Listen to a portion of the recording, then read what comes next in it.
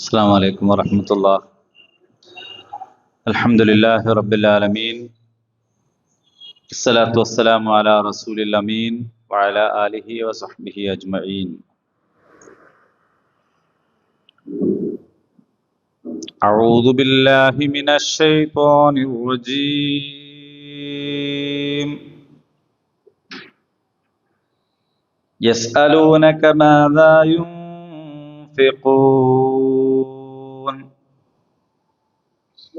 قل ما أنفقتم من خير فللوالدين والأقربين واليتامى والمساكين وابن السبيل وما تفعلوا من خير فإن الله به عليم. كتب عليكم القتال وهو كره لكم وعسى أن تكرهوا شيئا وهو خير لكم وعسى أن تحبوا شيئا وهو شر لكم والله يعلم وأنتم لا تعلمون. يسألونك عن الشهر الحرام قتال فيه قل قتال فيه كبير وصد عن سبيل الله وكفر به والمسجد الحرام وإخراج أهله منه أكبر عند الله والفتنة أكبر من القتل ولا يزالون يقاتلونكم حتى يردوكم عن دينكم إن استطاعوا ومن يرتد منكم عن دينه فيمت وهو كافر فأولئك حبطت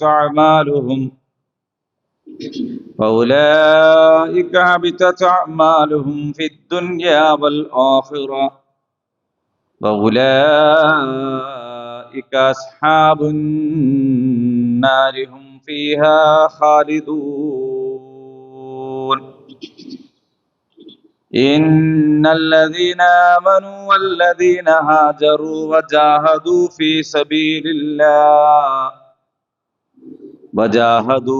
سبيل الله أولئك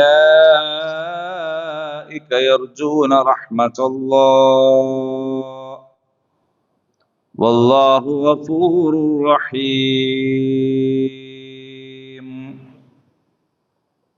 صدق الله العظيم. സൂറത്തുൽ ബഖറ 214 വരെയാണ് കഴിഞ്ഞ ക്ലാസ്സിൽ നമ്മൾ പഠിച്ചത്. അം ഹസിബ്തും അൻ തദ്ഖുലുൽ ജന്ന, നിങ്ങൾ സ്വർഗത്തിൽ അങ്ങ് പ്രവേശിച്ച് കളയാം എന്ന് ധരിച്ചുവോ? മുൻഗാമികളെ ബാധിച്ചിട്ടുള്ള പ്രയാസങ്ങളും പീഡനങ്ങളും ഒന്നും നിങ്ങളെ ബാധിച്ചിട്ടില്ല എന്നിരിക്കെ മുൻഗാമികൾക്ക് എത്രത്തോളം വിപത്ത് ബാധിച്ചു എന്ന് ചോദിച്ചാൽ, അള്ളാഹുവിൻ്റെ ദൂതരും കൂടെ ഉണ്ടായിരുന്ന വിശ്വാസികളും എപ്പോഴാണ് അള്ളാഹുവിൻ്റെ സഹായം വന്നു കിട്ടുക എന്ന് വിലപിക്കേണ്ടി വരുമാറ് അവർ കിടിലം കൊള്ളിക്കുന്ന അവസ്ഥ ഉണ്ടായി. അള്ളാഹുവിൻ്റെ സഹായം അടുത്തു തന്നെ ഉണ്ട് എന്ന സന്തോഷവാർത്ത, അതോടുകൂടിയിട്ടാണ് ആയത്ത് അവിടെ അവസാനിച്ചു. അലാ, അറിയുക, ഇന്ന നസ്റുല്ലാഹി ഖരീബ്, അള്ളാഹുവിൻ്റെ സഹായം അടുത്തു തന്നെയുണ്ട്. ഇനി 215. യസ്അലൂനക, സഅല ചോദിച്ചു, യസ്അലു ചോദിക്കുന്നു, യസ്അലൂനക അവർ നിന്നോട് ചോദിക്കുന്നു, മാദാ എന്താണ്, യുംഫിഖൂൻ ചെലവഴിക്കേണ്ടത്, ഖുൽ പറയുക, മാ അൻഫഖ്തും നിങ്ങൾ ചെലവഴിക്കുന്നത്, മിൻ ഖൈരിൻ നല്ലതായ, ഫലിൽ വാലിദൈൻ അത് മാതാപിതാക്കൾക്കാണ്, വൽ അഖറബീൻ അടുത്ത ബന്ധുക്കൾക്കാണ്, വൽ യതാമ യതീമുകൾക്കാണ്, വൽ മസാക്കീൻ മിസ്കിന്മാർക്കാണ്, വബിനസ് സബീൽ തെരുവിന്റെ മക്കൾക്കാണ്. വമാ തഫ്അലു നിങ്ങൾ ചെയ്യുന്നത്, മിൻ ഖൈർ നല്ലതായത്, ഫഇന്നല്ലാഹ നിശ്ചയമായും അല്ലാഹു ബിഹി അതിനെപ്പറ്റി അലീം അറിയുന്നവനാണ്. അവർ നിന്നോട് ചോദിക്കുന്നു അവരെന്താണ് ചെലവഴിക്കേണ്ടത് എന്ന്. പറയുക, നിങ്ങൾ ചെലവഴിക്കുന്നത് ഏതും മാതാപിതാക്കൾക്കും അടുത്ത ബന്ധുക്കൾക്കും അനാഥർക്കും അഗതികൾക്കും വഴിപോക്കർക്കുമാണ് നൽകേണ്ടത്. നിങ്ങൾ നല്ലതെന്ത് ചെയ്താലും തീർച്ചയായും അള്ളാഹു അതെല്ലാം അറിയും. കുത്തിബ അലൈക്കും, കുത്തിബ നിയമമാക്കപ്പെട്ടു, നിർബന്ധമാക്കപ്പെട്ടു. നമുക്ക് പരിചയമുള്ള പദാണ്. കുത്തിബ അലൈക്കും സിയാം, കുത്തിബ അലൈക്കുമുൽ ഖിസാസ് എന്നൊക്കെ നമ്മൾ പറഞ്ഞു കഴിഞ്ഞതാണ്, പഠിച്ചതാണ്. കുത്തിബ നിർബന്ധമാക്കപ്പെട്ടിരിക്കുന്നു, അലൈക്കും നിങ്ങൾക്ക്, അൽ ഖിതാൽ യുദ്ധം, വഹുവ അത്, കുർഹുൻ വെറുപ്പുള്ളതാണ്, ലക്കും നിങ്ങൾക്ക് പ്രയാസകരമാണ്, വഅസ ആയേക്കാം, അൻ തക്റഹു നിങ്ങൾ വെറുക്കുന്നതായത്, വെറുക്കുന്ന കാര്യം, ഷൈഅൻ ഷെയ് എന്ന് പറഞ്ഞാൽ ഒരു കാര്യത്തിന്റെ ഏറ്റവും ചെറുത് നമ്മൾ പഠിച്ചിട്ടുണ്ട്. ഷെയ് ഒരു കാര്യം, വഹുവ ഖൈറുൽ ലക്കും അത് നിങ്ങൾക്ക് നല്ലത് ആയിരിക്കും.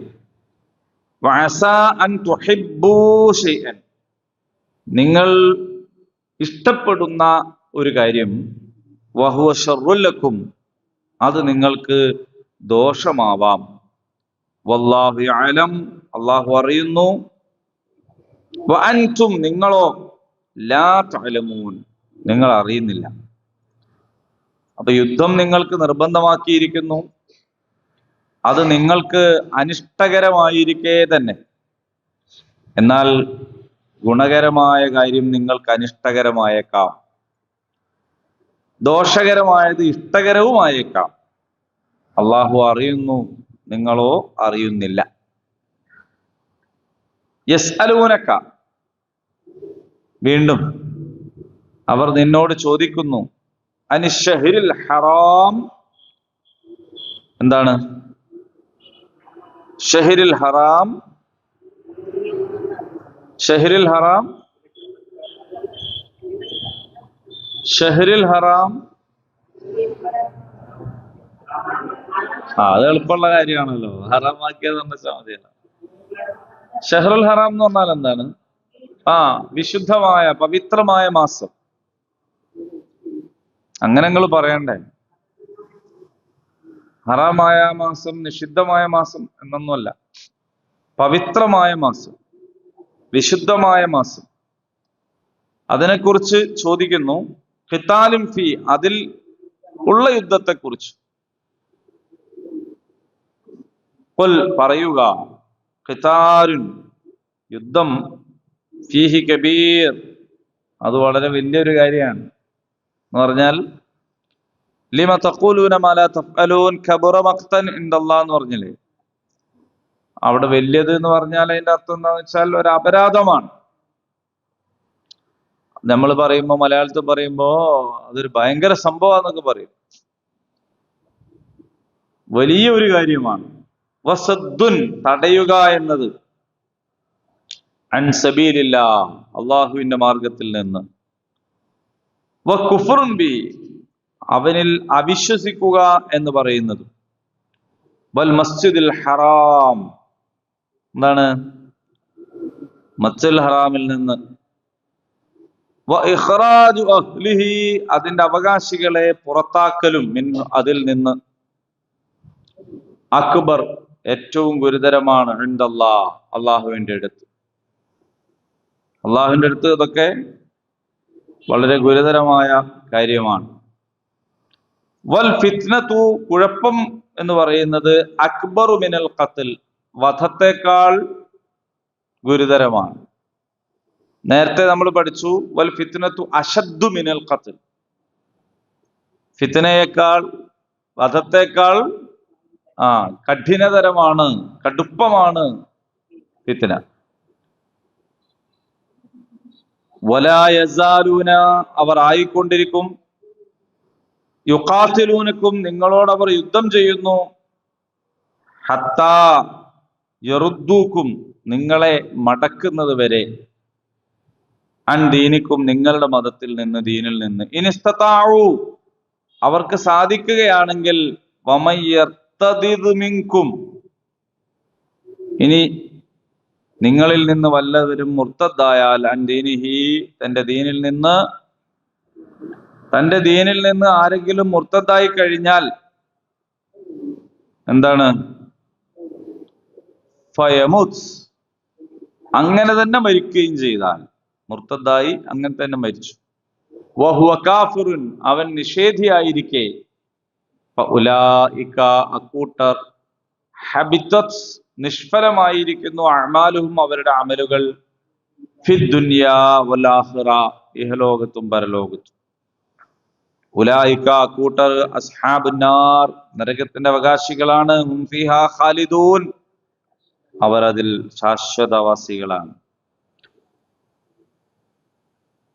ആദരണീയ മാസത്തിൽ യുദ്ധം ചെയ്യുന്നതിനെ സംബന്ധിച്ച് അവർ നിന്നോട് ചോദിക്കുന്നു, പറയുക, അതിലെ യുദ്ധം അതീവ ഗുരുതരം തന്നെ. എന്നാൽ അള്ളാഹുവിന്റെ മാർഗത്തിൽ നിന്ന് ജനങ്ങളെ വിലക്കുക, അള്ളാഹുവിനെ നിഷേധിക്കുക, മസ്ജിദുൽ ഹറാമിൽ വിലക്കേർപ്പെടുത്തുക, അതിന്റെ അവകാശികൾ അവിടെ നിന്ന് പുറത്താക്കുക, ഇതെല്ലാം അള്ളാഹുവിങ്കിൽ അതിലും കൂടുതൽ ഗൗരവമുള്ളതാണ്.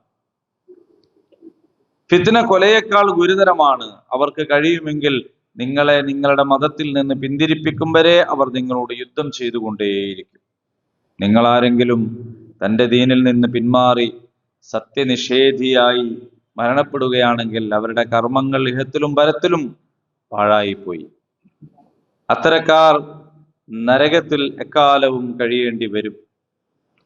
ഇന്നല്ലദീന, തീർച്ചയായും ഒരു കൂട്ടർ, ആമനു, അവർ വിശ്വസിച്ചിരിക്കുന്നു, വല്ലദീന ഹാജറു, അവർ ഹിജറ പോയിരിക്കുന്നു, വജാഹദു, അവർ ജിഹാദ് ചെയ്യുകയും ചെയ്തു, ഫീ സബീലില്ലാഹ്, അല്ലാഹുവിന്റെ മാർഗത്തിൽ, ഉലൈക, അക്കൂട്ടർ, യർജൂന, അവർ പ്രതീക്ഷിക്കുന്നു, റഹ്മത്തുല്ലാഹ്, അല്ലാഹുവിന്റെ കാരുണ്യം, വല്ലാഹു, നിശ്ചയമായും അല്ലാഹു, ഗഫൂറുർ റഹീം, ഏറെ പൊറുക്കുന്നവനും ദയാലുവുമാകും.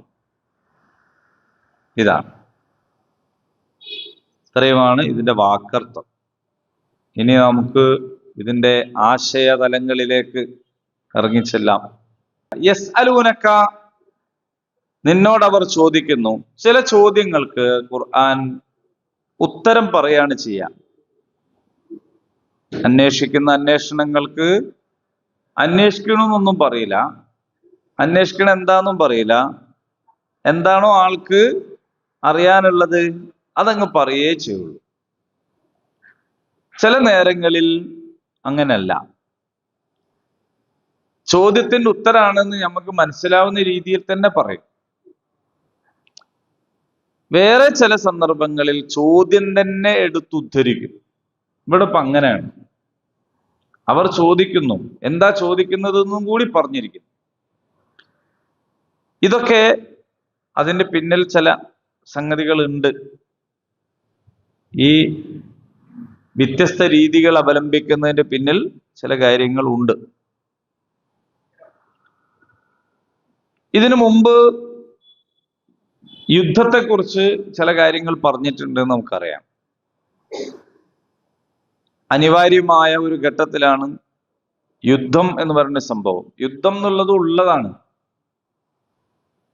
ഉള്ളതല്ലോ എപ്പോ എടുക്കേണ്ടതല്ല, പക്ഷെ അതുണ്ട്. അത് എടുക്കേണ്ടപ്പോ എടുക്കണമെങ്കിൽ അത് ഉണ്ടാവണ്ടേ. ഇപ്പൊ ത്വലാഖ്, മുസ്ലിങ്ങളിൽ ത്വലാഖ് എന്ന് പറഞ്ഞൊരു സംഗതി ഉണ്ട്. അതിന്റെ അർത്ഥം എല്ലാ ദിവസവും രാവിലെ തലാഖ് ചെല്ലണമെന്നല്ല. ഒരാവശ്യത്തിന് സ്റ്റവ് പൊട്ടിത്തെറിക്കാതിരിക്കണമെങ്കിൽ ഒരാവശ്യത്തിന് തലാക്ക് വേണം. ത്വലാഖില്ലാത്ത പല കൂട്ടരും അവരുടെ വീട്ടിൽ സ്റ്റവ് പൊട്ടിത്തെറിക്കലാണ്. ഒഴിവാക്കണം തോന്നിയാൽ വേറെ മാർഗമില്ല, അപ്പൊ എന്ത് ചെയ്യും? ആ, അങ്ങനെയൊക്കെ ഉണ്ട്. അല്ലെങ്കിൽ പല പരിപാടികളുമാണ് അങ്ങനെ. കോടതി വഴി വലിയ തെറ്റുകൾ തെളിയിച്ചാലാണ് ചില സമൂഹത്തിൽ വിവാഹമോചനം കിട്ടുള്ളൂ. അപ്പൊ കൃത്രിമമായി കേസുണ്ടാക്കി പരപുരുഷ ബന്ധം ആരോപിച്ച്, പരസ്ത്രീ ബന്ധം ആരോപിച്ച്, ഇങ്ങനെയൊക്കെ ഈ ആരോപിക്കുന്നവർക്ക് തന്നെ അറിയതില്ലാത്തതാണ്. പക്ഷെ എന്നാലേ അവർക്ക് ഇതൊന്നൊന്ന് മോചനം കിട്ടുള്ളൂ. അപ്പോ മാതാപിതാക്കളുമായിട്ടുള്ള ബന്ധം പോലെ, സഹോദരി സഹോദരന്മാരായിട്ടുള്ള ബന്ധം പോലെ ഒന്നുള്ള ബന്ധമല്ല ഭാര്യാഭർത്തൃ ബന്ധം എന്ന് പറയുന്നത്. മാതാപിതാക്കളുമായിട്ടുള്ള ബന്ധം ഒരു നിലക്കു ഇഷ്ടമല്ലെങ്കിലും ഇഷ്ടപ്പെടുന്ന ചില പോയിന്റുകൾ കണ്ടെത്തി മുന്നോട്ട് കൊണ്ടുപോകാൻ കഴിയും. അമ്മയും ബാപ്പയെ ഒരു നിലക്കും ഒരു സ്വൈര്യവും തരുന്നില്ലെങ്കിൽ പോലും അതിനെ മറികടക്കാൻ അതിന് കഴിയും. മനുഷ്യന് അങ്ങനെയുള്ളൊരു മെക്കാനിസം ഉണ്ട്. ജ്യേഷ്ഠാനുജന്മാര് തമ്മില് പലപ്പോഴും ഇഷ്ടകരമല്ലാത്ത അവസ്ഥയിലും പൊതു മിനിമം സംഗതികളിൽ യോജിച്ചൊക്കെ പോകാൻ പറ്റും. ഭയങ്കര ബന്ധമൊന്നും ഇരിക്കില്ല എന്നുള്ളൂ, പക്ഷെ എന്നാലും അങ്ങനെ പോകാൻ പറ്റും. പക്ഷേ ഭാര്യ ഭർത്തൃ ബന്ധം എന്ന് പറയുന്നത് ഇഷ്ടകരമായ സാഹചര്യത്തിൽ മാത്രം മുന്നോട്ട് കൊണ്ടുപോകാൻ പറ്റുന്ന ഒരു സംഗതിയാണ്. ഇഷ്ടക്കുറവുണ്ടെങ്കിൽ ഇഷ്ടക്കൂടുതലുള്ളതിന് കൂടുതൽ പരിഗണനയൊക്കെ കൊടുത്തിട്ടൊക്കെ അത് അഡ്ജസ്റ്റ് ചെയ്യാന്നല്ലാതെ ഒരു നിലക്കും ഇഷ്ടമല്ലാത്തൊരവസ്ഥയിൽ മുന്നോട്ട് കൊണ്ടുപോകുക എന്ന് പറയുന്നത് അത് എന്തല്ല, സഹിക്കാവുന്ന ഒരു സംഗതി ആയിരിക്കൂല. അപ്പോ അങ്ങനെയുള്ള ഒരു വല്ലാത്തൊരു ഘട്ടത്തിൽ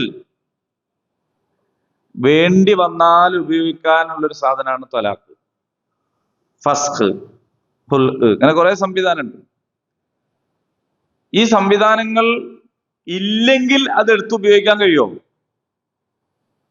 അത് വേണം. പക്ഷെ അത് എപ്പോഴാ ഉപയോഗിക്കേണ്ടത്?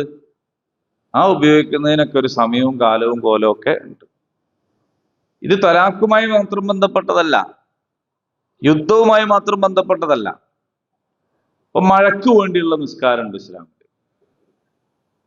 ആ കർക്കിടക മാസത്തിൽ പെരുമഴ ചെയ്യുമ്പോൾ ആരെങ്കിലും നിസ്കരിക്കോ? ഇല്ല.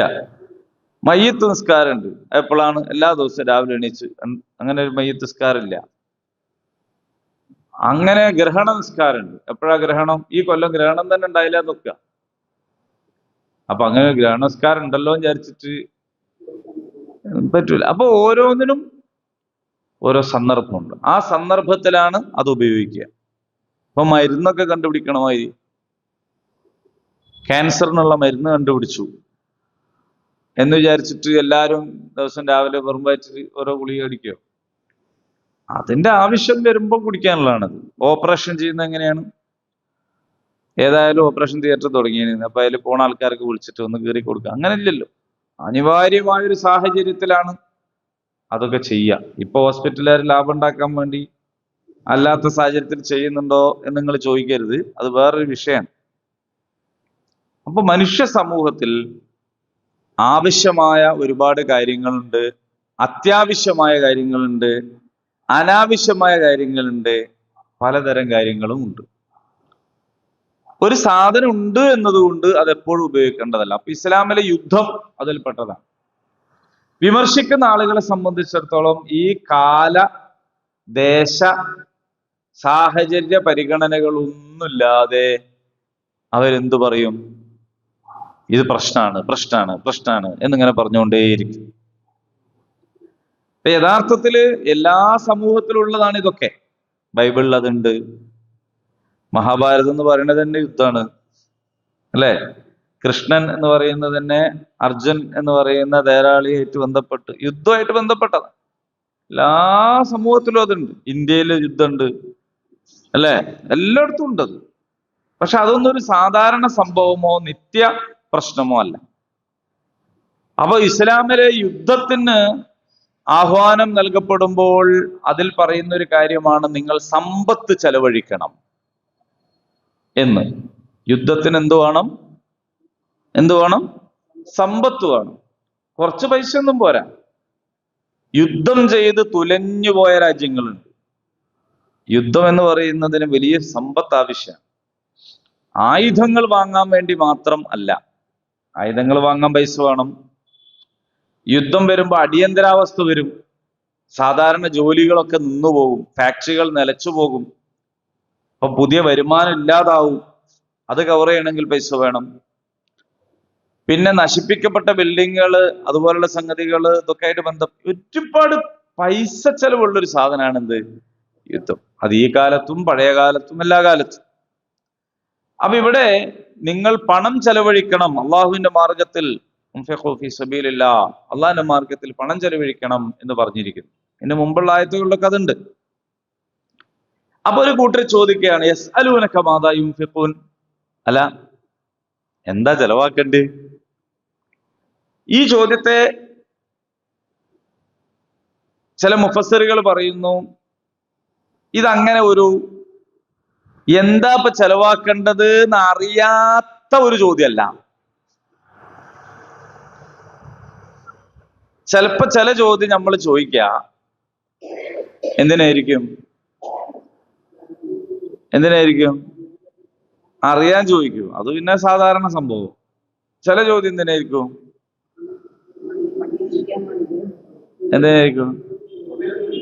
ചൊറിയാൻ വേണ്ടി, അറിയാനല്ല.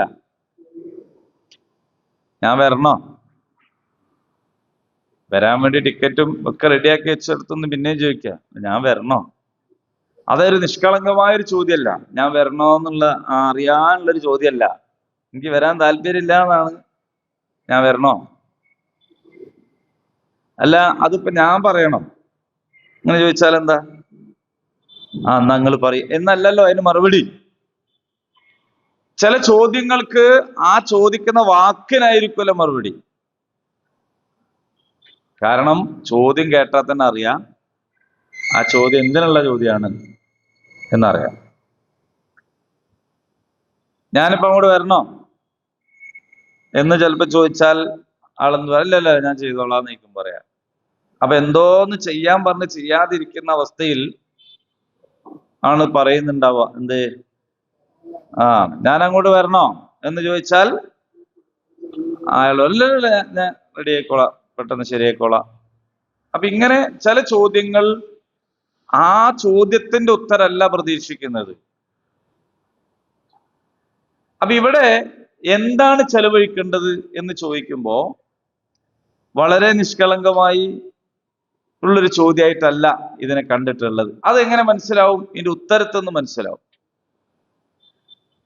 ശരിക്കും പറഞ്ഞാൽ മാതാ എന്താണ് എന്ന് ചോദിച്ചാൽ നിങ്ങൾ സ്വർണം ചെലവായിക്കോളും, വെള്ളി ചെലവായിക്കോളും, നിങ്ങളുടെ വരുമാനം, കൃഷി സാധനങ്ങൾ ചെലവായിക്കോളും എന്നൊക്കെ ചെലവാക്കേണ്ടതിന്റെ ലിസ്റ്റാണല്ലോ പറയാ. ഇവിടെ ഒന്നും പറഞ്ഞില്ല. ഇവിടെ എന്താണ് പറഞ്ഞത്? യസ്അലൂനക മാദാ യുൻഫിഖൂൻ, അവര് ചോദിക്കുന്നു എന്താണ് ചെലവഴിക്കേണ്ടത്. പറയുക. എന്താണ് പറയേണ്ടത്? മാ അൻഫഖ്തും മിൻ ഖൈർ, നല്ലതായത് നിങ്ങൾ ചെലവഴിക്കുന്നതൊക്കെ വലിൽ വാലിദൈൻ, നിങ്ങളെ മാതാപിതാക്കൾക്കാണ്, വൽ അഖ്റബീൻ, നിങ്ങളുടെ അടുത്ത ബന്ധുക്കൾക്കാണ്, യതീമുകൾക്കാണ്, മിസ്കീന്മാർക്കാണ്, വഴിയാത്രക്കാർക്കാണ്. എന്താ അപ്പൊ അങ്ങനെ? എന്താ ചെലവഴിക്കേണ്ടത് എന്ന് അവർ നിന്നോട് ചോദിക്കുന്നു. അപ്പൊ അതിനുള്ള മറുപടി, നിങ്ങൾ ചെലവഴിക്കുന്നതൊക്കെ നിങ്ങളെ മാതാപിതാക്കൾക്കും ബന്ധുക്കൾക്കും യതീമുകൾക്കും അഗതികൾക്കും ഒക്കെ ഉള്ളതാണ്. എന്താ അങ്ങനെ ഉത്തരം? അഥവാ അള്ളാഹുവിന്റെ മാർഗത്തിൽ നിങ്ങൾ യുദ്ധത്തിന് വേണ്ടി പൈസ ചെലവഴിക്കാൻ പറഞ്ഞാല് എന്താന്ന് ഇങ്ങനെ ചോദിച്ചുകൊണ്ടിരിക്കണ്ട. ഇത് ശരിക്ക് നിങ്ങളെ ഉമ്മനെയും ബാപ്പിനെയും സംരക്ഷിക്കാനും നിങ്ങളുടെ അടുത്ത ബന്ധുക്കളെ സംരക്ഷിക്കുക. ഈ യുദ്ധം ഉണ്ടായാൽ എന്താ സംഭവിക്കുക? നിങ്ങൾ പൈസ ചെലവാക്കിയിട്ടില്ല, എന്താ സംഭവിക്കുക? ഇവരൊക്കെ നശിച്ചു പോവില്ലേ? യുദ്ധത്തിൽ ഇവരൊക്കെ തകർന്നു പോവില്ലേ? അപ്പൊ നിങ്ങളുടെ അടുത്ത ബന്ധുക്കളും നിങ്ങളെ മാതാപിതാക്കളും അല്ലെ, നിങ്ങളെ നാട്ടിലുള്ള മിസ്കിന്മാരും നിങ്ങളെ അനാഥരും ഒക്കെ തന്നെയാണ് എന്തായി പോവാ, നശിച്ചു. അപ്പൊ ഈ ചെലവാക്കുന്നത് ശരിക്കും ആർക്കും വേണ്ടി തന്നെയാണ്? നിങ്ങൾക്കും വേണ്ടി തന്നെയാണ്. നിങ്ങളെ മാതാപിതാക്കൾക്ക് തന്നെയാണ്. നിങ്ങൾ ചെലവാക്കുന്നത് അള്ളാഹുവിനല്ല. അങ്ങനെ അള്ളാഹ്ക്ക് നിങ്ങളെ കയ്യിൽ നിന്ന് എന്തെങ്കിലും ഒന്ന് കിട്ടിയിട്ട് വേണ്ട. അതാണ്. അപ്പൊ നിങ്ങൾ ആലോചിച്ച് നോക്കൂ, ഇസ്ലാമിലെ ചെലവഴിക്കലിനെ പറഞ്ഞിടത്ത് ഒരിടത്തും നമ്മള് അള്ളാഹുവിന് കൊടുക്കുക എന്ന് പറഞ്ഞ അതിന്റെ അർത്ഥം ഏതൊരു വിഗ്രഹത്തിന് കൊടുക്കുക എന്നല്ല. നമ്മുടെ സഹോദര സമുദായങ്ങൾ പലരും എന്ത് ചെയ്യുന്നുണ്ട്, വിഗ്രഹത്തിന് മേൽ ഇപ്പൊ പാലഭിഷേകം, നെയ്യഭിഷേകം എന്നൊക്കെ പറഞ്ഞാല് വിഗ്രഹത്തിന് മേലെ എന്ത് ചെയ്യണം അവര്? നെയ്യൊഴിക്കുന്നു, പാലൊഴിക്കുന്നു, ഒക്കെ അങ്ങനെ കൊടുക്കും. അങ്ങനെ ഒരു സംഗതി ഇസ്ലാമിലില്ല. കൊടുക്കണതൊക്കെ അഗതികൾക്ക്, അനാഥർക്ക്, ബന്ധനസ്ഥർക്ക്, പാവപ്പെട്ട അല്ലെ, അങ്ങനെയുള്ളവർക്കാണ് കൊടുക്കും. ഇപ്പോ ബലി അറുക്കുകയാണെന്ന് പറഞ്ഞാൽ ബലി അറുക്കുന്നതിന്റെ നിയ്യത്താണ് അള്ളാഹിന്റെ അടുത്തേക്ക് കയറി പോവുക. മാംസായിരിക്കാണ്. ഇങ്ങനെയുള്ള ഒരു രീതിയാണ്. ഇപ്പൊ നമ്മളെ നാട്ടിലൊക്കെ കാണാം ആത്മാക്കൾക്ക് കൊടുക്കുക എന്ന് പറയും. ഇപ്പൊ അച്ഛൻ മരിച്ച ആൾക്ക് എന്ത് കൊടുക്കും? ബലിച്ചോറ് കൊടുക്കും. അപ്പൊ ചോറ് ഉരുളാക്കി വെച്ചിട്ട് അവര് കൈ കൊട്ടി കാക്കനെ വിളിക്കും. ചിലപ്പോ കാക്ക വരൂല. കാക്കക്ക് അവിടുന്ന് ഇങ്ങോട്ട് വരാൻ എന്തെങ്കിലും ഒരു തടസ്സം ഉണ്ടാവും. കാക്ക എന്ന് പറഞ്ഞാൽ ഈ പേടിന്റെ ഉസ്താദാണ് കാക്ക, അല്ലേ? നിങ്ങൾ ഏതെങ്കിലും ഒരു കാക്കനെ കണ്ടിട്ടുണ്ടോ വളരെ സന്തോഷത്തോട് കൂടിയിട്ട് ഇങ്ങനെ നല്ല ആശ്വാസത്തോടെ ഇരിക്കണ കാക്കനെ കണ്ടിട്ടുണ്ടോ? കാക്ക എങ്ങനെ ഇരിക്കുക? കാക്ക ഇങ്ങനെ ഇങ്ങനെ ഇങ്ങനെ ഇങ്ങനെ ഇങ്ങനെയാണ് ഇരിക്കുക, അല്ലെ? എപ്പൊ പറക്കണം എന്നുള്ള ആൾക്കാണ് ഇരിക്കുക. അതിനെ തിന്നാൻ കൊടുത്താലും അങ്ങനെ ഇരിക്കുക. നമ്മൾ വെറുതെ ഒന്ന് കുരിഞ്ഞാ കാക്ക പറഞ്ഞു, കാക്ക വിചാരിക്കും അതിനറിയാനാണ്. അങ്ങനെ ചില മനുഷ്യന്മാരും ഉണ്ട് ഇങ്ങനെ ഇരിക്കണേ. എവിടുന്നെങ്കിലും ഒരു ഒച്ച കേട്ട ഒരു ഓൽക്കെതിരാണ്. അപ്പൊ അങ്ങനെ ഉണ്ട്. അപ്പൊ ഒച്ച കേട്ടിയില്ലെങ്കിലും വിചാരിക്കും ഒച്ച ഉണ്ട് എന്ന്. എന്നിട്ട് ഇങ്ങനെ ബേജാറായിരിക്കണ കാക്കകള്. അപ്പൊ ഈ കാക്കക്ക് അവിടുന്ന് ഇങ്ങനെ കൈമുട്ടിയിട്ട് വരാത്തതിന്റെ കാരണം എന്തെങ്കിലും ഒരു കാരണം ഉണ്ടാവും അവിടെ, അല്ലെ? നമ്മൾ മുളക് മല്ലിയൊക്കെ ഉണക്കാനിടുമ്പോ ഒരു കറുത്ത തുണി അവിടെ എടുത്ത് വെക്കണം എന്തിനാണ്? കാക്കനെ പേടിപ്പിക്കാനാണ്. കാക്ക നമ്മൾ വിചാരിക്കണേ, കാക്ക വിചാരിക്കും വിചാരി ഒന്ന് എന്നെ പോലുള്ള ഒന്നിനാടെ പിടിച്ചു വെച്ചെന്ന് വിചാരിക്കുന്നു. കാക്ക അങ്ങനെ ഒന്നല്ല കേട്ടോ വിചാരിക്കണ്ടാവുക. അങ്ങനെ വിചാരിച്ച കാക്ക വരിക ചെയ്യാ. ഒരു കാക്ക ചത്തെടുക്കണണ്ട എന്താ ചെയ്യാ? 1000 കാക്ക ഒന്നിച്ച് വരികയാണ് ചെയ്യുക. ഇത് കാക്കനെ പറ്റിയുള്ള വിശദീകരണ ക്ലാസ് അല്ലാത്തതുകൊണ്ട് ഇനി ഞാൻ ഇതിലാൻ പോണില്ല.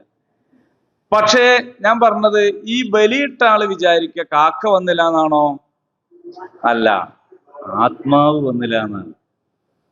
അതോടുകൂടി അവരാകെ വിഷമിക്കും. ഓ, അച്ഛൻ എന്തേ പറ്റി?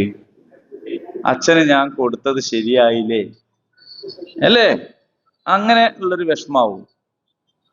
അന്നേരം ചിലപ്പോ വേറൊരു മോന്, ജ്യേഷ്ഠനോ അഞ്ചനോ ആയ ഒരാൾ ഇജ്ജും കൂടി മാറിക്ക് ഞാൻ കൊടുക്ക എന്നും പറഞ്ഞ് വന്ന് കൈമുട്ടി കാക്ക വന്നാലോ, അതോട് കൂടിയിട്ട് ആദ്യത്തെ മോന് പിന്നെ ടെൻഷൻ തീരെയില്ല, ഞാൻ കൊടുത്തൊരു അച്ഛൻ എടുത്തില്ല.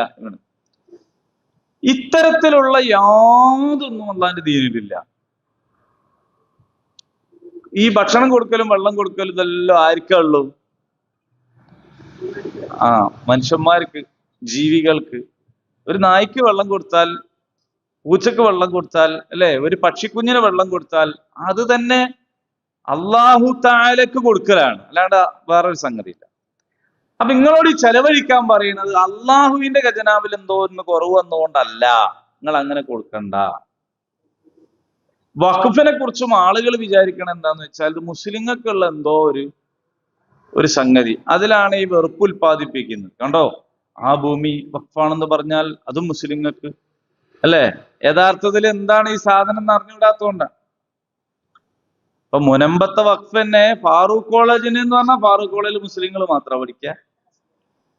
നിങ്ങൾ ആലോചിച്ച് നോക്കൂ, അവിടെ അത് ഉപയോഗപ്പെടുത്തുന്നത് ഏതെങ്കിലും ഒരു സമുദായമാണോ?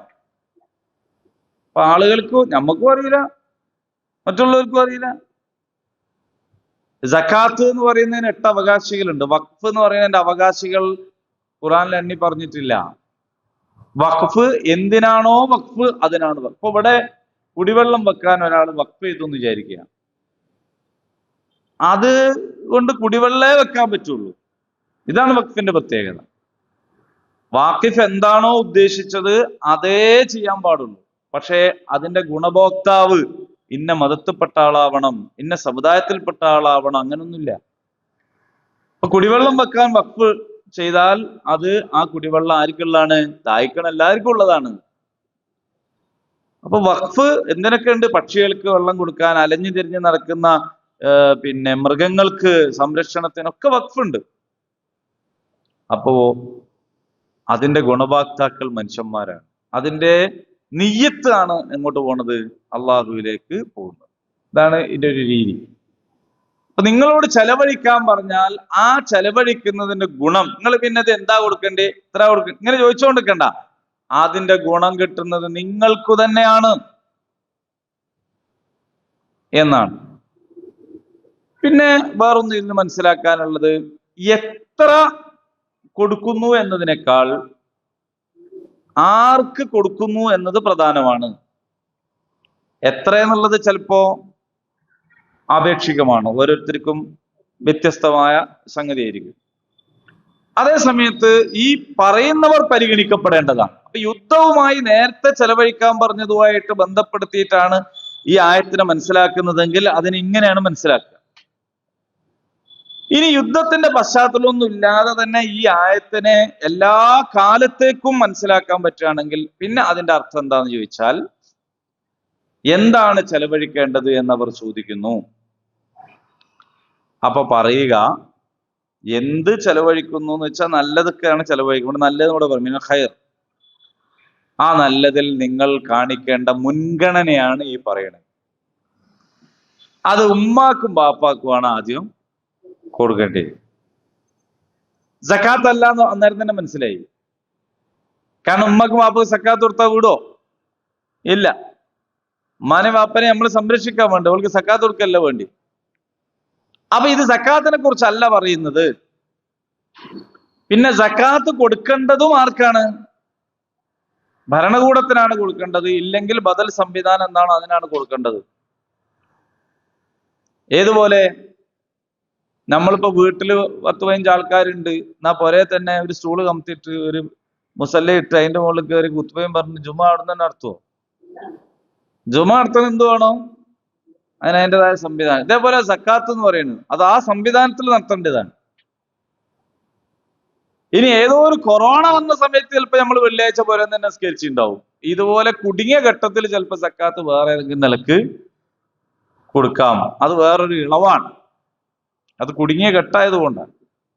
ശരിക്കും തന്നെ അതിന്റെ വ്യവസ്ഥ കൊടുക്കേണ്ട രീതി വേറെയാണ്, അതിന്റെ അവകാശികളും വേറെ. ഇതല്ല, ഇതല്ലാത്ത ചെലവഴിക്കലാണ്. അല്ലാത്ത ചെലവഴിക്കലുകളിലുള്ള മുൻഗണന എന്ന് പറയുന്നത്, ഉമ്മ മരുന്ന് വാങ്ങാൻ പൈസ അല്ലാണ്ട് നിൽക്കുകയാണ് അല്ലേ, വാപ്പന്റെ കണ്ണട പൊട്ടിന്റെ കാല് മാറ്റിയിട്ടില്ല, അന്നേരം ഈ ചങ്ങാതി പോയിട്ട് നാട്ടിലുള്ള പലർക്കും പല സംഭാവനയും കൊടുത്താൽ ആ സംഭാവന അതല്ല, അങ്ങനെയല്ല കൊടുക്കേണ്ടത്. അപ്പോ ആദ്യം വാലിദൈൻ, വാലിദ് എന്ന് പറഞ്ഞാൽ വാപ്പ, വാലിദൈൻ എന്ന് പറഞ്ഞാൽ 2 വാപ്പ എന്നല്ല, വാപ്പ ഇമ്മേന്നാണ്. അങ്ങനെയാണ് അതിന്റെ ഒരു ശൈലി. അപ്പോൾ ഉമ്മാക്കും വാപ്പാക്കുമാണ് കൊടുക്കേണ്ടത്, മാതാപിതാക്കൾക്കാണ് ചെലവഴിക്കേണ്ടത്. എന്താണോ നിങ്ങളടുത്തുള്ളത്. പിന്നെ ആരാണ് ലിസ്റ്റിൽ വരുന്നത്? വൽ അഖ്റബീൻ, നിങ്ങളുടെ അടുത്ത ബന്ധുക്കൾ. നിങ്ങൾ അടുത്ത ബന്ധുക്കൾ മറ്റുള്ളവരുടെ മുമ്പിൽ കൈകാട്ടി നടക്കുമ്പോൾ നിങ്ങൾ വേറെ വലിയ സേവന പ്രവർത്തനമായിട്ട് ഇപ്പുറത്ത് നടക്കുന്നത് എത്ര അമാന്യമായ ഒരു പരിപാടിയാണ്. ഒരു മാന്യന്മാർ ചെയ്യുന്ന ഒരു കാര്യമല്ലല്ലോ അത്. അത് ആയത്തും ഹദീസും ഇല്ലെങ്കിൽ പോലും നാട്ടിലുള്ള എല്ലാവർക്കും അറിയുന്ന ഒരു കാര്യമാണത്, അല്ലേ? ആണ്. അപ്പൊ വൽ അഖ്റബീൻ വൽ യതാമ, പിന്നെ അനാഥരായ ആളുകൾ ഉണ്ടാകും.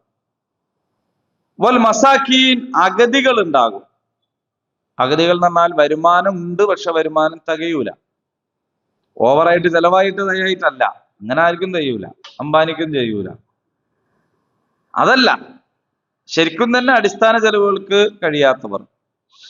വമിനസ്സബീൽ, ആരാണ്? വഴിയാത്രക്കാർ.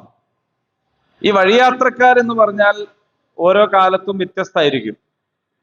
മുമ്പ് കാലത്ത് ശരിക്കും തന്നെ യാത്രാ സൗകര്യം ഇത്ര ഇല്ലല്ലോ. വിമാനമില്ല, അല്ലെങ്കിൽ തീവണ്ടി ഇല്ല, കുതിരപ്പുറത്തോട്ടോ പുറത്തൊക്കെ അങ്ങനെ പോവാണ്. അങ്ങനെ പോകുമ്പോ എല്ലാ യാത്ര അവസാനിക്കണ വരെയുള്ള ഭക്ഷണം കെട്ടിപ്പേറി കൊണ്ടുപോകാൻ കഴിയില്ല. എത്ര കൊണ്ടുപോകേണ്ടി വരും? ഒരു മാസമൊക്കെ നീണ്ടിക്കുന്ന യാത്രയാണെങ്കിൽ 30 ദിവസത്തെ തിന്നാനുള്ളത് കൊണ്ടുപോകാൻ പറ്റും. പിന്നെ എന്നാ പിന്നെ പൈസ കൊണ്ടുപോകാന്ന് വിചാരിച്ചാലോ? അങ്ങനെ പൈസയും ഒരുപാട് കൊണ്ടുപോകാൻ കഴിയില്ലല്ലോ. സ്വർണ്ണ നാണയം, വെള്ളി നാണയം ഒക്കെ ആകുമ്പോൾ അങ്ങനെ കൊണ്ടുപോയാൽ കൊള്ളക്കാരും കൊണ്ടുപോകും. ഇനി കയ്യിൽ കാശുണ്ട് എന്ന് വിചാരിക്കുക. ഇന്നത്തെ പോലെ എല്ലാ സ്ഥലത്തും ഫുഡ് കോർട്ടുകളും സൂപ്പർ മാർക്കറ്റുകളൊന്നും ഇല്ലല്ലോ. അപ്പൊ യാത്ര പോവാന്ന് പറഞ്ഞാൽ, ഒരാൾ മുസാഫിർ ആവുക എന്ന് പറഞ്ഞാൽ ഒരു പ്രയാസമുള്ള കാര്യം തന്നെയാണ്. അതുകൊണ്ടാണ് അവർക്ക് ഒരുപാട് ആനുകൂല്യങ്ങൾ കൊടുത്തത്. അപ്പൊ ആ നേരത്ത് അങ്ങനെ യാത്രക്കാരായ ആളുകൾക്കുള്ള വിഹിതം സക്കാത്തിൽ നിന്ന് തന്നെയും മാറ്റിവെച്ചിട്ടുണ്ട്. അതല്ലാത്ത ഐച്ഛികമായ ദാനങ്ങളിൽ നിന്നും ഇതുണ്ട്. ഇതാണ് ഒന്ന്. ഇനിയിപ്പോ നമ്മളെ നാട്ടിൽ തന്നെ വെക്കുക. നമ്മളെ നാട്ടിൽ തന്നെ എല്ലാ സൗകര്യമുള്ള കോഴിക്കോട്ട് അങ്ങാടിയിൽ പെട്ടെന്നൊരു ബന്ധോ ഹർത്താലോ വന്ന് നിൽക്കുക. കുറെ ആള് ബസ് സ്റ്റാൻഡിൽ കുടുങ്ങിപ്പോലെ. അവര് ബിനസബീലാണ്, അവർക്ക് വണ്ടിയില്ല, റെയിൽവേ സ്റ്റേഷനിൽ കുടുങ്ങിപ്പോയി. എല്ലാം അടച്ച്, പാർട്ടിക്കാർ വന്ന് എല്ലാം അടപ്പിച്ചു. ഹോട്ടലൊന്നും തുറക്കാൻ പാടില്ല, ഒരു കടയും തുറക്കരുത്. അത്രയും വലിയ നേതാവാണ് മരിച്ചത്. അങ്ങനെ എന്തായി? ഈ മനുഷ്യന്മാർക്ക് തിന്നാനും കുടിക്കാനും കിട്ടാണ്ടാവുന്ന അവസ്ഥയിൽ അവർക്ക് നിങ്ങൾ കൊടുക്കണം, അവരെ ഊട്ടണം. പുതിയ ഭാഷയിൽ തെരുവിന്റെ മക്കൾ എന്ന് പറഞ്ഞാൽ അഭയാർത്ഥി ക്യാമ്പുകളിൽ കഴിയുന്നവർ, വീട്ടിൽ നിന്നൊക്കെ നാട്ടിൽ നിന്നൊക്കെ ആട്ടി ഇറക്കപ്പെട്ടവർ, ടെന്റുകളിൽ കഴിയുന്നവർ, അങ്ങനെയൊക്കെയുള്ള ആളുകൾ. അങ്ങനെയൊക്കെ വിശാലമായ അർത്ഥത്തിലേക്ക് അതിനെ കൊണ്ടുപോയാൽ ഇബ്നു സബീൽ, വമാ തഫ്അലൂ മിൻ ഖൈർ, നല്ലതായ നിങ്ങൾ ചെയ്യുന്നതൊക്കെ, ഫഇന്നല്ലാഹ ബിഹി അലീം, അള്ളാഹു അതെല്ലാം അറിയുന്നവനാണ്. അപ്പൊ നിങ്ങൾ കൊടുക്കുന്നതും ചെലവഴിക്കുന്നതും ഒന്നും എന്തായി പോവില്ല, എവിടെയെങ്കിലും വെറുതെ ആയി പോവുകയില്ല. അതിനെക്കുറിച്ചൊക്കെ അള്ളാഹുവിന് നന്നായി അറിയാം. അള്ളാഹു അതൊക്കെ രേഖപ്പെടുത്തി വെക്കുന്നുണ്ട്. അള്ളാഹാണ് രേഖപ്പെടുത്തി വെക്കേണ്ടതും. കുത്തിബ അലൈക്കുമുൽ ഖിതാൽ, നേരത്തെ പറഞ്ഞല്ലോ, യുദ്ധം നിങ്ങൾക്ക് നിർബന്ധമാണ്. കുത്തിബ അലൈക്കുമുസ് സിയാം എന്ന് പറഞ്ഞ പോലെ തന്നെ. പക്ഷെ നോമ്പ് നിർബന്ധമാണ് എന്ന് പറഞ്ഞത് കേട്ടിട്ട് എല്ലാ ദിവസവും നോമ്പെടുക്കണോ? വേണ്ട. രാത്രി നോമ്പെടുക്കണോ? പറ്റൂല. റമദാനിലെ പകലുകളിലാണ് നിങ്ങൾക്ക് നോമ്പ് നിർബന്ധം. ഇതുപോലെ യുദ്ധം, ഇത് വലിയ തെറ്റിദ്ധാരണക്ക് ആളുകൾ ഉപയോഗിക്കുന്ന ഒരായത്താണ്. കണ്ടോ, മുസ്ലിങ്ങളോട് ഖുർആൻ പറയുന്നത് എന്താ? യുദ്ധം നിർബന്ധമാണ്. കണ്ടല്ലേ നിങ്ങള്?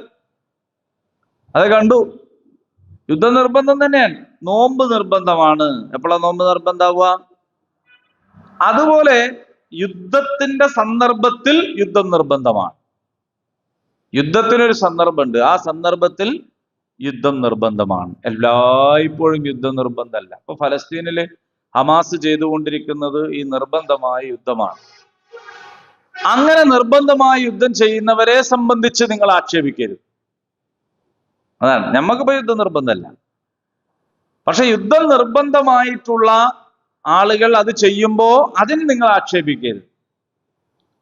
മുനാഫിക്കുകളെന്ന് ആക്ഷേപിച്ചിരുന്നു. മുനാഫിക്കുകളെന്ന് പറഞ്ഞ എന്താ, ഇനി പോയതുകൊണ്ട് ഇപ്പൊ എന്തായി? ഒരുപാട് ആള് മരിച്ചുപോയില്ലേ, കുറെ സ്വത്ത് പോയില്ലേ എന്നൊക്കെ ചോദിച്ചിരുന്നു. പുതിയ കാലത്തും അങ്ങനെ ചോദിക്കുന്നവരാണ്. അന്ന് അങ്ങനെ ഹമാസ് മുമ്പിട്ടുണ്ടല്ലേ, ഇത്ര ആൾക്കാർ മരിച്ചില്ലേ, എന്താണ് ചെയ്തത് എന്നൊക്കെ. അപ്പോ ഓരോന്നിനും ഓരോ സന്ദർഭമുണ്ട്. ആ സന്ദർഭത്തിൽ ചെയ്യണമെങ്കിൽ അത് അവിടെ വേണം എന്ന നിലക്കാണ്. അപ്പൊ നിങ്ങൾക്ക് യുദ്ധം നിർബന്ധമാക്കിയിരിക്കുന്നു, പക്ഷെ നിങ്ങൾക്ക് അത് അത്ര ഇഷ്ടമുള്ള കാര്യം നയിക്കൂല. വഹുവ കുർഹുല്ലക്കും, കാരണം ഏതൊരാളും ആഗ്രഹിക്കുക സമാധാനമുള്ള ഒരു സന്ദർഭം തന്നെയാണ് അല്ലേ. മര്യാദയ്ക്ക് രാവിലെ വീട്ടിൽ നിന്ന് ഇറങ്ങിപ്പോയി പണിയൊക്കെ കഴിഞ്ഞ് പേരിലെത്തുന്ന ഒരു രീതിയാണ്. നിങ്ങൾ ആലോചിച്ച് നോക്കൂ, കഴിഞ്ഞ ദിവസം ശക്തമായൊരു ഇടിമിന്നൽ ഉണ്ടായി. നിങ്ങൾ ആരോ കണ്ടിരുന്നോ? നിങ്ങളെ നാട്ടിലുണ്ടായിരുന്നോ? ഇല്ല. ആ അള്ളാ, ഞാൻ അന്നേരം പുരയിലുണ്ടായി. ശരിക്ക് 7 തൊഴിലാളികളും പരിക്കൊക്കെ പറ്റിയില്ലേ. അതിങ്ങനെ വന്നിട്ട് ഇങ്ങനെ വീണമായി. അന്നേരം നമ്മളെ മാനസികാവസ്ഥ എന്തായിരിക്കും? അല്ലേ? ശക്തമായി ഇടിവെട്ടുമ്പോ നമ്മളെ മാനസികാവസ്ഥ എന്തായിരിക്കും? കുട്ടികളൊക്കെ ആകെ നമ്മളെ വാങ്ങി വന്ന് കിട്ടി.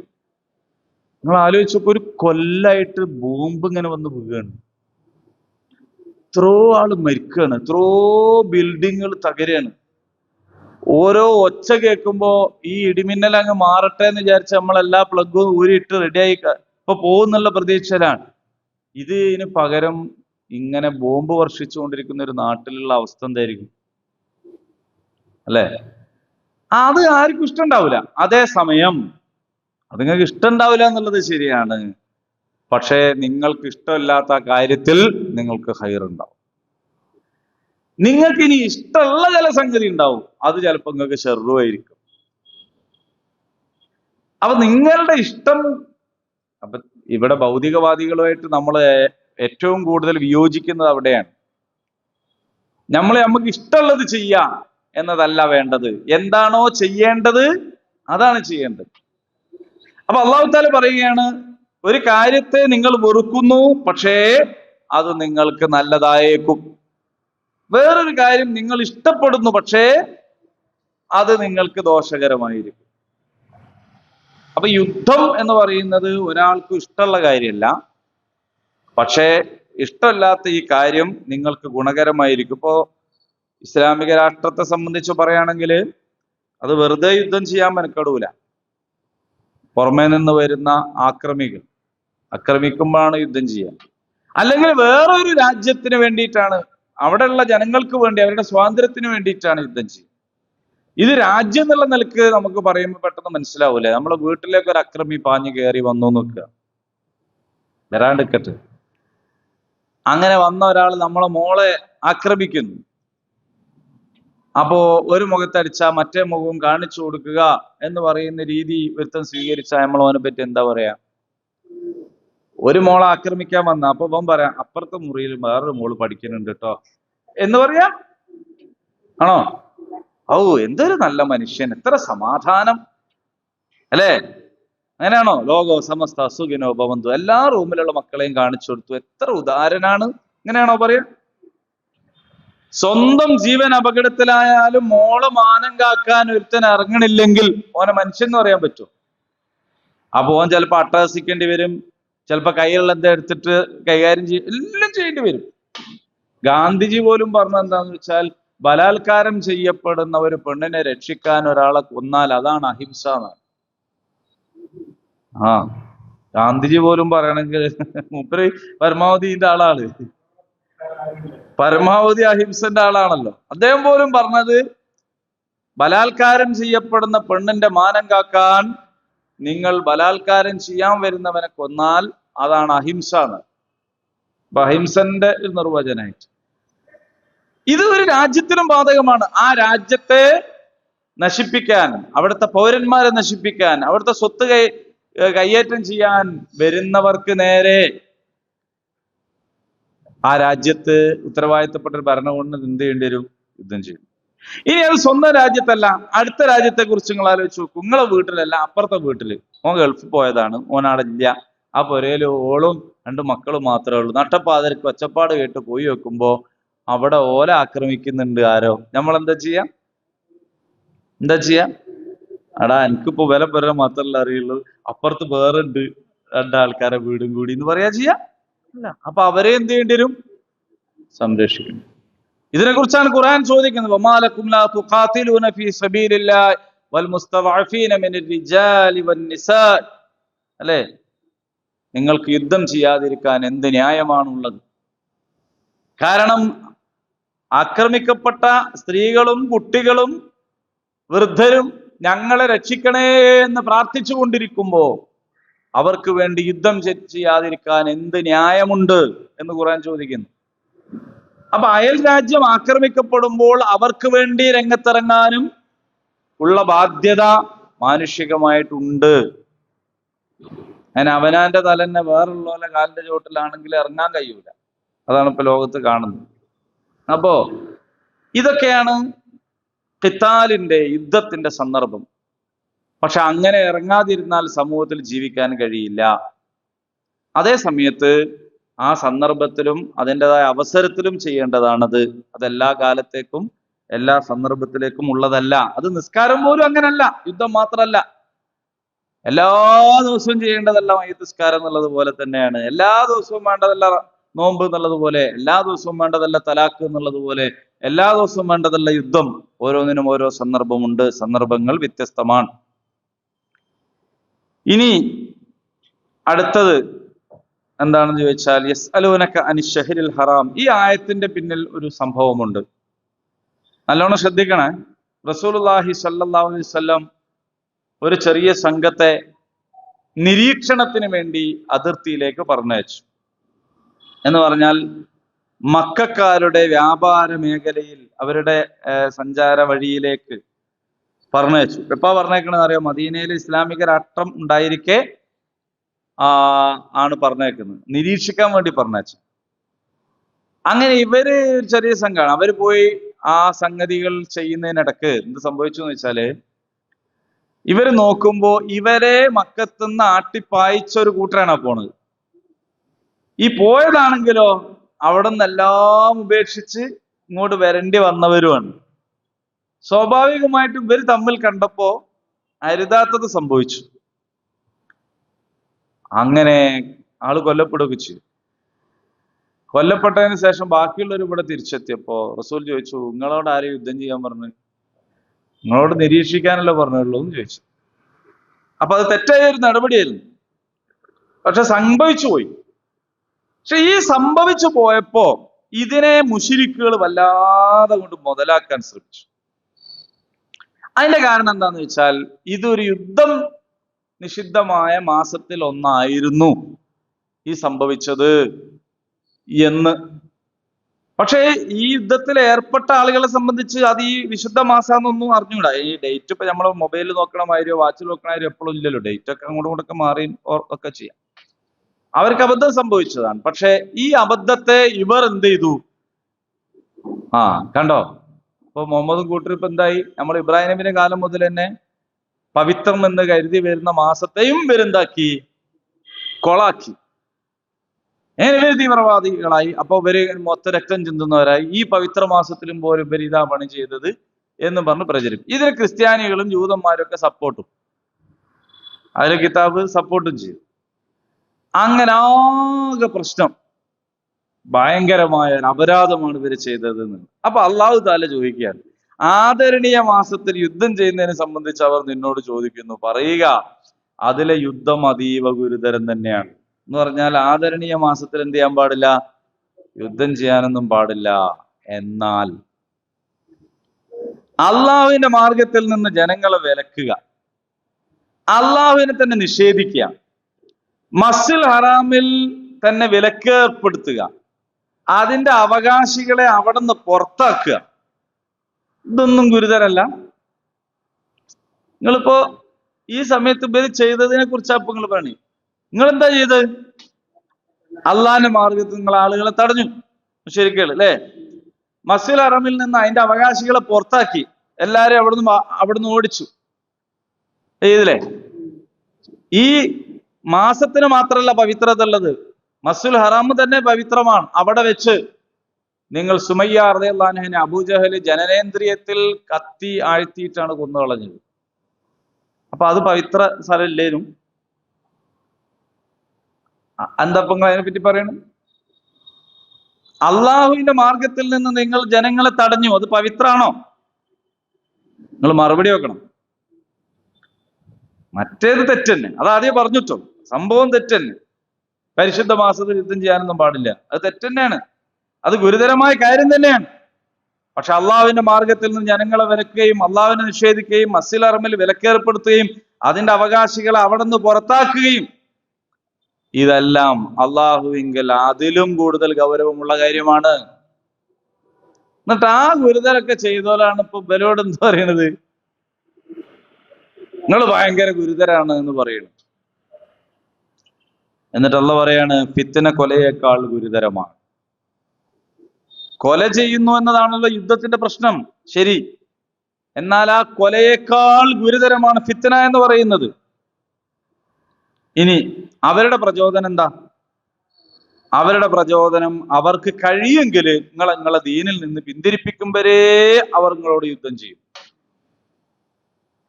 നിങ്ങൾ ആരെങ്കിലും മതത്തിൽ നിന്ന് പിന്മാറി സത്യനിഷേധിയായി മരിക്കുകയാണെങ്കിൽ എന്ന് പറഞ്ഞാൽ ഒരു പ്രത്യേക ഘട്ടത്തിൽ വേണമെങ്കിൽ നിങ്ങൾക്ക് കുഫറിന്റെ വാക്ക് ഉച്ചരിക്കാന്നാണ്. കൊല്ലപ്പെടുന്നിടത്ത് വേണമെങ്കിൽ രക്ഷപ്പെടാൻ വേണ്ടിയിട്ട് പറയാം, വിശ്വാസിയല്ല നമുക്ക് കൂടെ പറയുകയൊക്കെ ചെയ്യാം. പക്ഷെ അങ്ങനെ പറയുന്നത് വെറും നാവുകൊണ്ട് മാത്രമായിരിക്കണം, കൽബിലുണ്ടായാലും. മാത്രമല്ല പറഞ്ഞു കഴിഞ്ഞാൽ പിന്നെ നിങ്ങൾ ദീന്റെ ആൾ തന്നെ ആയിരിക്കണം. അല്ല ഏതായാലും പറഞ്ഞില്ല, എന്താ നമ്മൾ കുറച്ച് പുറത്ത് കെട്ടതെന്ന് വിചാരിച്ചാൽ, അങ്ങനെയാണ് നിങ്ങൾ മരണപ്പെടുന്നതെങ്കിൽ അവരുടെ കർമ്മങ്ങൾ ഇഹത്തിലും പരത്തിലും പാഴായി പോകും. അവരെല്ലാ കാലവും നരകത്തിൽ തന്നെ കഴിയേണ്ടതായി വരും എന്നാണ്. അതുകൊണ്ട് വിശ്വസിച്ച ആൾക്കാർ, അതിന്റെ മാർഗത്തിൽ സ്വദേശം വെടിഞ്ഞ ആളുകൾ, അള്ളാഹുവിന്റെ മാർഗത്തിൽ സമരം ചെയ്യുന്ന ആളുകൾ, അള്ളാഹുവിന്റെ കാരുണ്യത്തെ അവർ പ്രതീക്ഷിക്കുന്നുണ്ട്.